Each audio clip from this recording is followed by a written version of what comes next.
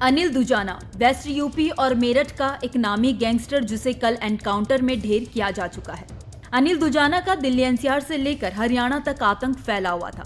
दुजाना को 4 मई गुरुवार को मेरठ में भोला जाल के पास पुलिस एसटीएफ ने मार गिराया। इसके साथ ही जहां दुजाना के खौफ का अंत हो गया है, उसकी कई कहानियां लोगों की जुबान पर अभी भी है। अनिल दुजाना के एनकाउंटर के बाद उससे जुड़ी तमाम जानकारियां निकलकर अब सामने आ रही हैं। बताया जा रहा है कि अपराध की दुनिया में उतरने से पहले दुजाना का सपना सैनिक बनने का था, लेकिन यह पूरा ना हो सका। चुनाव जीतकर नेता बनने की भी उसकी ख्वाहिश अधूरी ही रह गई। आपको बता दें कि दादरी तहसील के दुजाना गांव का रहने वाला अनिल दुजाना, उसका असली नाम अनिल नागर था। उसने अपने नाम के साथ ही अपने गांव का नाम भी जोड़ लिया था। अनिल अपने 6 भाइयों में 5वें नंबर का था। उसका सपना सेना में भर्ती होने का था और इसके लिए उसने काफी ज्यादा प्रयास भी किए थे, लेकिन लंबाई कम होने के चलते अनिल दुजाना का ये सपना अधूरा ही रह गया। जिसके बाद उसने जिला पंचायत अध्यक्ष का चुनाव लड़कर सियासत में भी पैर जमाने की कोशिश की थी, लेकिन वह इसमें भी नाकाम रहा। दुजाना के पिता का नाम चतर सिंह उर्फ चरतू है। उनके 6 बेटे भोपाल, ओम प्रकाश, अजय पाल, मेनपाल, अनिल और जय भगवान है।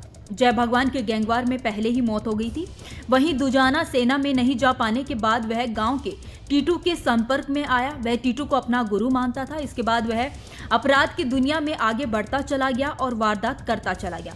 उसने साल 2016 में जेल में रहते हुए जिला पंचायत अध्यक्ष का चुनाव लड़ा, जहां उसे सबसे ज्यादा वोट मिले, लेकिन हाईकोर्ट ने चुनाव ही रद्द करा दिया। रिपोर्ट्स के मुताबिक दर्जनों हत्या, लूट और अपहरण जैसे केस में आरोपी रहा अनिल दुजाना शुरुआत में छोटी मोटी वारदातों को अंजाम देता था। साल 2000 के आसपास वह सुंदर भाटी के लिए लोहे की छड़ें चोरी करता था।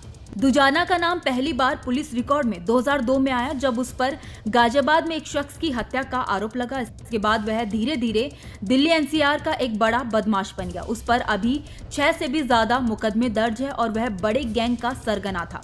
पश्चिमी यूपी के व्यापारी और अन्य लोग उसके नाम से ही खौफ खाते थे। वहीं यूपी एसटीएफ ने गुरुवार को एक बड़ी कार्रवाई को अंजाम देते हुए अनिल दुजाना को एक एनकाउंटर में मार गिराया। कल एसटीएफ की स्थापना के 25 साल पूरे हो गए। इस दौरान यूपी से एक और गैंगस्टर का खात्मा कर दिया गया। बताया जा रहा था कि अनिल दुजाना पिछले महीने ही दिल्ली से रिहा होकर वेस्ट यूपी में सक्रिय था और वह किसी बड़ी वारदात को अंजाम देने की फिराक में था। गुरुवार को मुखबिर की सूचना पर एसटीएफ मेरठ यूनिट ने घेराबंदी कर मेरठ के भोलाजाल स्थित गंग नहर के पास हुई मुठभेड़ में उसे मार गिराया। आपको बताते चले कि पिछले महीने 13 अप्रैल को यूपी एसटीएफ ने उमेश पाल हत्याकांड के आरोपी अतीक अहमद के बेटे असद उसके साथी गुलाम को झांसी में एक मुठभेड़ में मार गिराया था।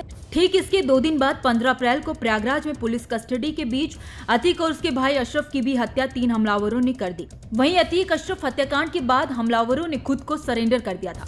उमेश पाल हत्याकांड में शामिल रहे 2 आरोपियों का इससे पहले भी एनकाउंटर हो चुका था। यूपी पुलिस और यूपी एसटीएफ की इन कार्रवाइयों पर विपक्ष लगातार सवाल उठा रहा है। सपा, बसपा, कांग्रेस के कई नेताओं ने आरोप लगाया है कि यूपी में पुलिस जाति और धर्म देखकर एनकाउंटर करती है।